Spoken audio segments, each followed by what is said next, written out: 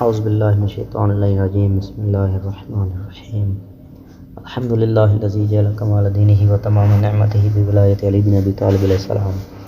والصلاۃ والسلام علی سید الانبیاء المرسلین وعلی الطیبین الطاہرین المعصومین اما بعد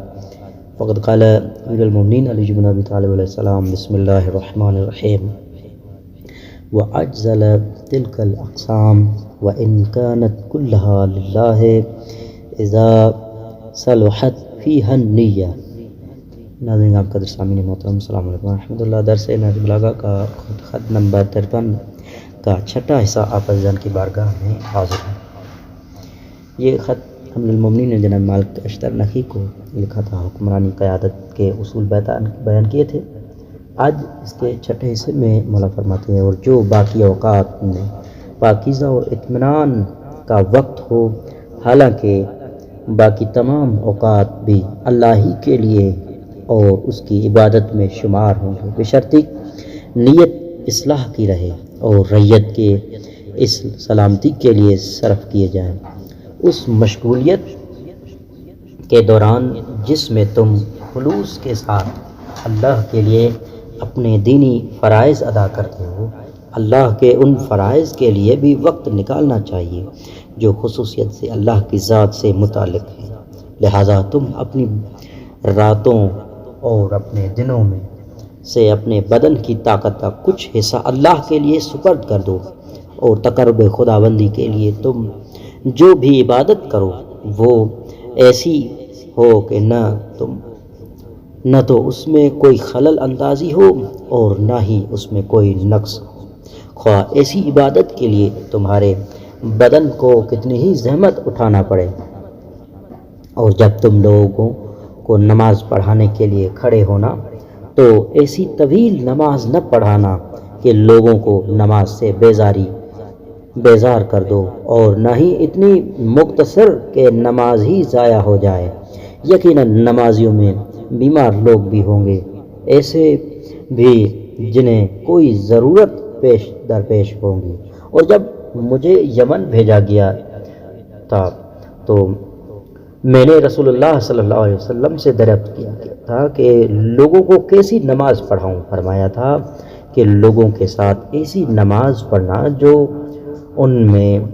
سے سب سے ضعیف آدمی پڑھ سکتا ہو، اور مومنین کے ساتھ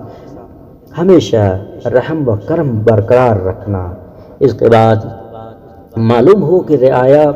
سے زیادہ عرصہ تک پردہ حجاب میں نہ رہنا۔ حقیقت یہ ہے کہ حکمران کا رعیت کی نظروں سے زیادہ عرصہ تک اوجھل رہنا دلوں میں تنگی اور الجھن پیدا کرنے والا ایک پہلو ہے، اور حالات و معاملات کے علم میں کمی کا سبب بنتا ہے، اور اس روپوشی سے رعایا کو بھی ان چیزوں کا اور معاملات کا علم نہیں ہونے پاتا جو ان کو معلوم ہونا چاہیے۔ چنانچہ رعایا کو بڑے بڑے معاملات چھوٹے معلوم ہونے لگتے ہیں، اور چھوٹی اور غیر اہم چیزیں بڑی اور اہم لگنے لگتی ہیں۔ ان کی نگاہ میں اچھی چیزیں بری اور بری چیزیں اچھی معلوم ہونے لگتی ہیں، اور حق باطل سے مل جایا کرتا ہے۔ اور اس کے سوا اور کیا ہے کہ ایک حکمران بھی تو بشر ہی ہوتا ہے، وہ ان باتوں اور معاملات کا علم نہیں رکھتا جو باتیں اور کام رعیت کے لوگ اس سے چھپا لیں، اور حق کے ماتھے پر کوئی نشان نہیں ہوتے کہ جن کو دیکھ کر آدمی جھوٹ کے انبار میں سے حق کی قسموں کو الگ الگ کر کے پہچان لیا کرتا۔ اور یقیناً تم بھی دو ہی طرح کے بشر ہو سکتے ہو، لہذا یا تو تم ایک ایسے شخص ہو کہ جو حق کو ادا کرنے میں کوشاں رہتا ہے، اور ایسی صورت میں واجب حقوق کو ادا کرنے اور اچھے اور نیک کام کرنے والے کو رعیت سے چھپ کر رہنے کی کیا ضرورت ہے، یعنی پبلک کی نظر سے تمہیں غائب نہ رہنا چاہیے۔ یا تم دوسرے قسم کے وہ شخص ہو سکتے ہو جس سے رعیت کو صاف انکار کے سوا اور کچھ نہ ملتا ہو۔ لہذا جب رعیت کے لوگ تم سے مایوس ہو جائیں گے تو خود ہی بہت جلد تم سے مانگنا چھوڑ دیں گے، اور ساتھ ہی رعیت کے لوگوں کی اکثر ضرورتیں ایسی ہوتی ہے جن میں کچھ لینا دینا نہیں ہوا کرتا، لہذا تم پر کوئی بار نہیں پڑتا۔ جسے کسی کی زیادتی یا ظلم کرنے کی شکایت یا کسی معاملے میں انصاف طلب کرنا، یعنی ایسا کنجوس حکمران بھی پبلک کی نظروں سے کیوں غائب رہے؟ پھر یہ کہ حکام کے ساتھ کچھ لوگ مخصوص اور سر چڑھے بھی لگ جایا کرتے ہیں، ان میں خود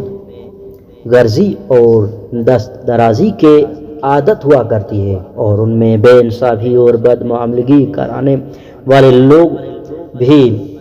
ہوا کرتے ہیں۔ چنانچہ تمہیں ان حالات کے پیدا کرنے والے اسباب کو ختم کر دینا چاہیے تاکہ یہ ناپسندیدہ ماحول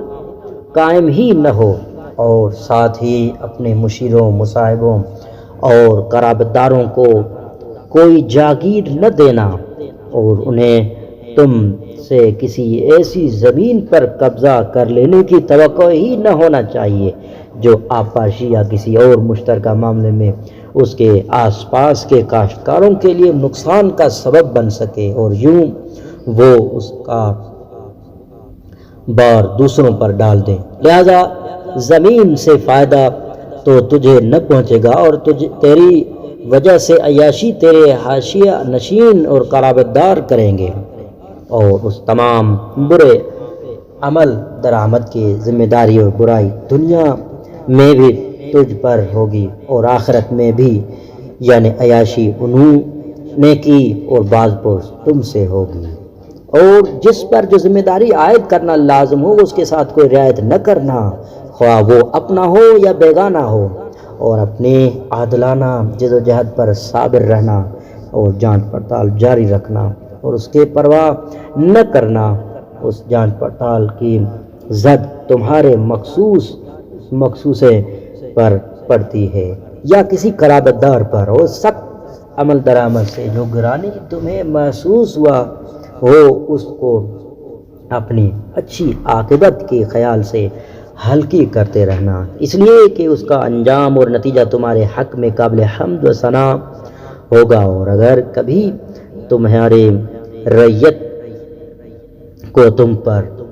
ظلم و زیادتی کرنے کا گمان ہو جائے تو تم اپنے عذرات کو واضح طور پر ان کے سامنے پیش کر دیں، اور اپنے وضاحتوں اور معقول عذرات سے ان کے پیدا شدہ وہم و گمان کو تبدیل کرتے رہو۔ یقیناً ایسے طرز عمل میں تمہاری ذاتی محنت ہوگی اور تمہیں تربیت کا موقع ملے گا، اور رعیت کے لیے یہ طریقہ نرمی اور محبت کو ثابت کرے گا، اور اعتراضات کا جواب عذرات کے ساتھ پیش کرتے رہنے سے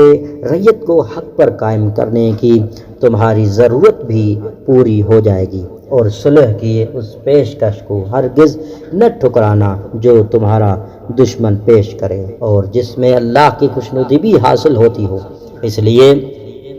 کہ صلح کرنے میں تمہاری فوجوں کے لیے آرام و راحت پوشیدہ ہے، اور خود تیرے لیے تیرے بہت سے فکروں و اندیشوں اور غموں سے راحت ملے گی، اور تیرے شہروں کے لیے امن ملے گا۔ لیکن صلح کے بعد دشمن کی نقل و حرکت پر نظر رکھو اور پوری احتیاط کرتے رہو، کیونکہ کبھی کبھی دشمن اس لیے تم سے قربت و اعتماد چاہتا ہے تاکہ وہ تمہاری غفلت سے فائدہ اٹھائے، لہٰذا ہر وقت محتاط اور چوکنار رہو اور اس سلسلے میں حسن ظن پر عمل نہ کرو، اور اگر تم اپنے اور دشمن کے درمیان کوئی معاملہ کرو یا اسے اپنی تحویل و ذمہ داری میں لے لو تو اپنے معاہدے کو وفاداری سے بجا لاؤ اور اپنی ذمہ داری کی امانت کے ساتھ پوری رعایت کرو، اور جو کچھ اس سلسلے میں دے چکے ہو اس کے علاوہ اپنی جان کو بھی معاہدوں اور ذمہ داریوں کو پورا کرنے کے لیے سپر بنا دو، اس لیے کہ ایفائے عہد اللہ کے فرائض میں سے ہے، اور اللہ کے فرائض میں سے کوئی ایسی چیز نہیں ہے جس کی اہمیت پر سارے انسان مختلف رائے اور متفرق نظریات اور مسلطوں کے باوجود ہم زبان یا متفرق رہے ہوں، جیسا کہ معاہدوں کی تعظیم و وفا کرنے پر متفق چلے آ رہے ہیں۔ مسلمانوں کے علاوہ مشرکوں تک نے اپنے درمیان معاہدوں کی پابندی کی ہے، اس کے اس لیے کہ عہد شکنی کے نتیجے میں انہوں نے تباہیوں کا اندازہ اور تجربہ کر رکھا تھا۔ لہذا اپنے فیصلوں اور ذمہ داریوں میں غداری نہ کرنا اور اپنے معاہدوں میں بدعہدی نہ کرنا اور اپنے دشمن پر اچانک حملہ نہ کرنا، کیونکہ کسی جاہل اور بدبخت کے سوا اور کوئی شخص اللہ کے خلاف جرات نہیں کر سکتا، اور اللہ نے عہد و پیمان کی پابندی کو امن کا پیغام قرار دیا ہے اور جسے اپنی رحمت سے اپنے بندوں پر عام کر دیا ہے، اور ایسی پناہ گاہ بنایا ہے جس کی حفاظت میں وہ سکون اختیار کرتے ہیں اور جس کے پڑوس میں فیض یاب ہونے کے لیے رہتے ہیں۔ لہذا اس میں کوئی فریب کاری اور مکاری اور ہاتھ کی صفائی نہ ہونا چاہیے، اور ایسا کوئی معاہدہ کرنا ہی نہیں چاہیے جس میں بات بدلنے کا امکان ہو، اور جب کوئی معاہدہ پختہ ہو کر توثیق کرا لے تو تاکید اور توثیق کے بعد اس کے الفاظ کے معنی کا رخ بدل کر استفادہ نہ کرو، اور اللہ کے عہد و پیمان میں کسی دشواری یا گرانی کے محسوس ہونے پر تمہیں یہ نہ چاہیے کہ تم باطل طریقوں سے اسے منسوخ کرانے کی کوشش میں لگ جاؤ تاکہ اس سے جان چھڑا سکو، اس لیے کہ اس گرانی یا دشواری کو صبر و ہمت سے برداشت کر جانا جس سے انجام پہ خیر ہونے اور سہولت ملنے کی امید ہو، اور اس بدعہدی اور غداری سے بہتر ہے جس میں تمہیں اللہ کے سامنے ماخوذ ہونے کا خوف ہو۔ والسلام علیکم ورحمۃ اللہ وبرکاتہ۔